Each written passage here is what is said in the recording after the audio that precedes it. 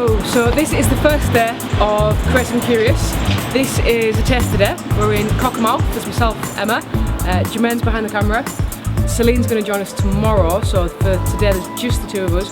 We're going to be out and about in Cockermouth, finding out what people think is curious, finding out what we think is curious, getting involved with some creativity.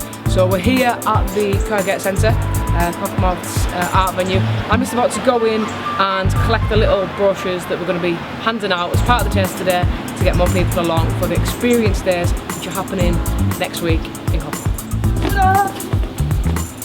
Okay, Creative and Curious, these are our little leaflets. We're going to be, see that?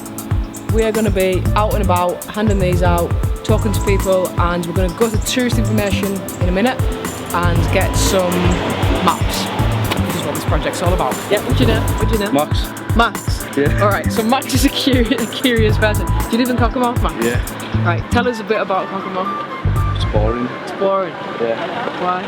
Nothing to do. What would you like to do? Have a swimming pool. Have a swimming pool?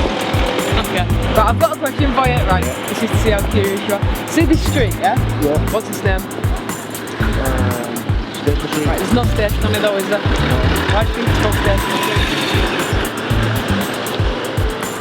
Have you ever wondered why it might be called Station Street rather than Station? There used to be a police station there. Did there? Yeah. You mean? Well, it's a good story. Yeah. Yeah? Is this for ITV? Oh. What's it for, BBC? Sky Sports. Is it actually? Yeah. Where's your round? Right round the main street. Before, like, Yeah, and a few residential places either side. Oh, do you think it is a creative place? Yeah, it probably is, yeah. See a lot. What do you notice when you're here? Well, I think everybody tries to make the shop fronts and everything look nice. They all like flowers and, you know, or keep it tidy.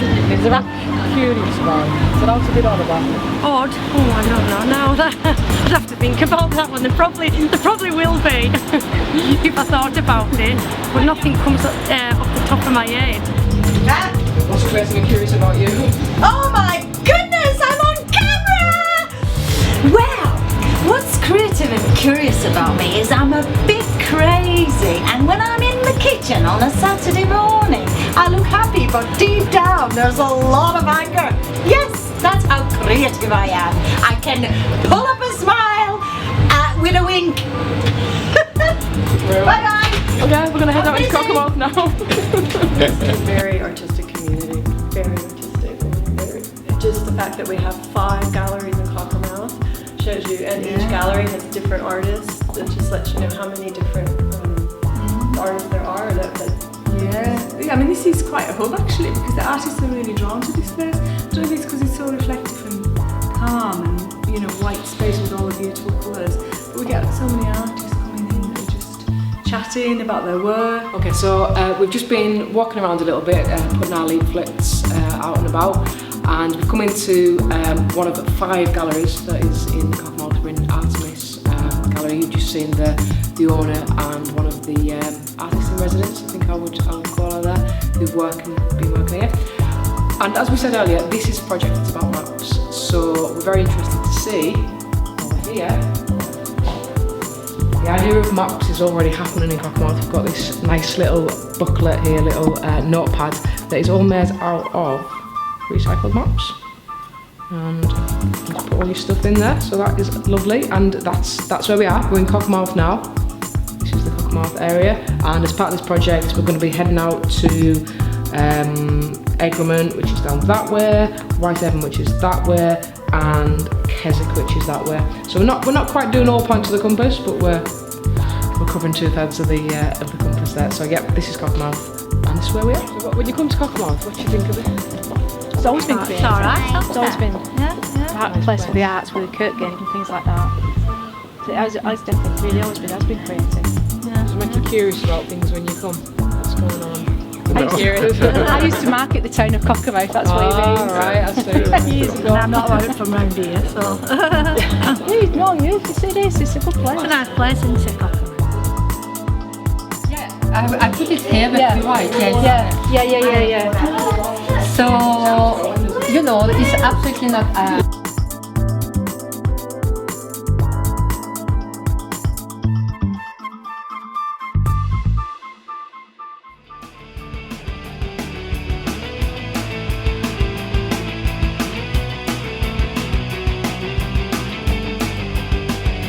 had a very small map with all the names on in the way. So we found Cherry Lane. We was trying to get everyone Cherry Lane had to eat Cherry Lane. And then we discovered other fruity places. What was our other fruity place?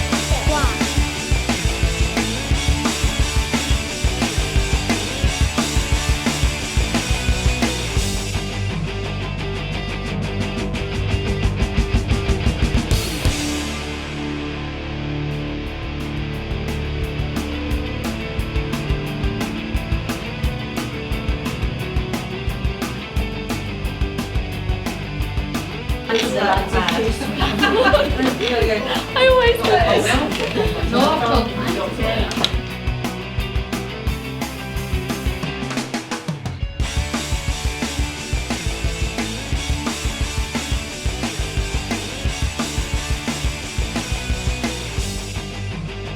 Mr. Bumblebee.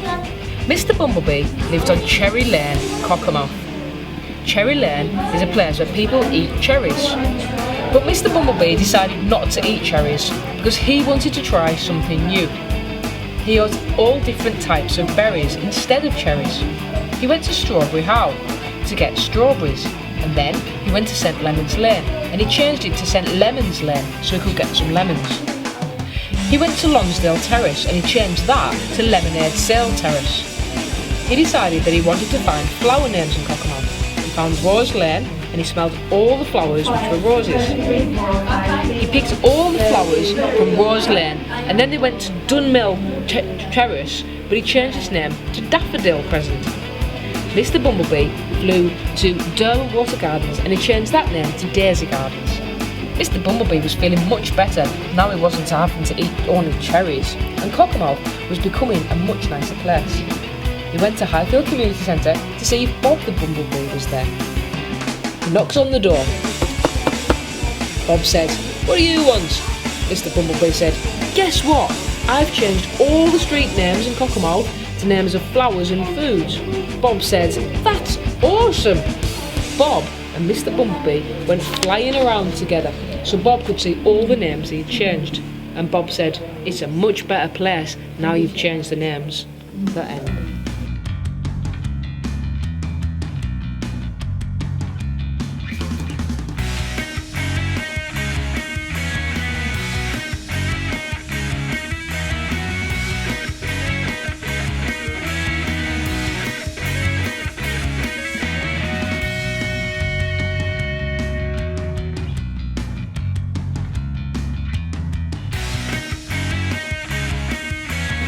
And then I moved here and looked at the clock that way. So it was almost like I was moving all around the clock. So this clock, wherever you go in Cockermouth, you can normally see it there. Oh yeah, because that's like, but that looks like your shorthand and that looks like your that's right.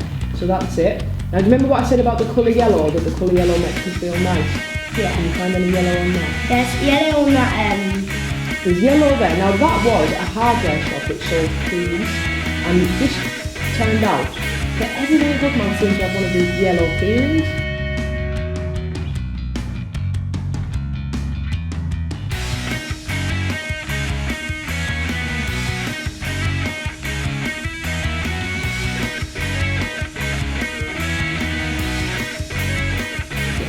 The Story of Stranger the Elephant by Finn.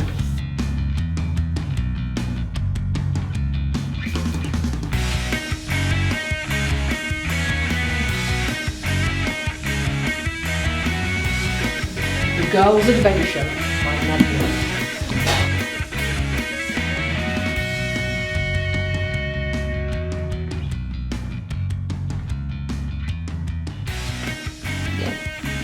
It's a Sunday, a very sunny Sunday.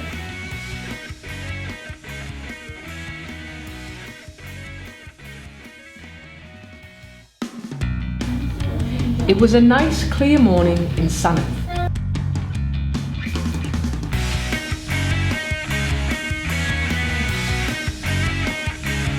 The Taylor family were at Costa in Keswick.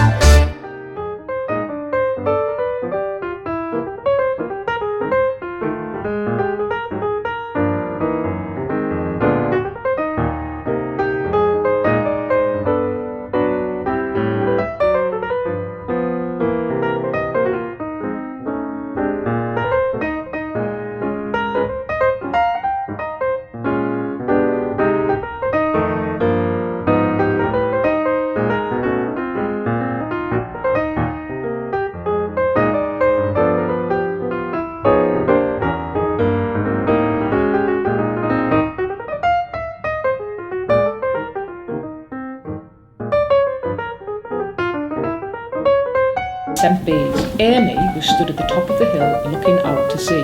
She could see a fairy path. A fairy path is when the sun reflects on the sea and sparkles.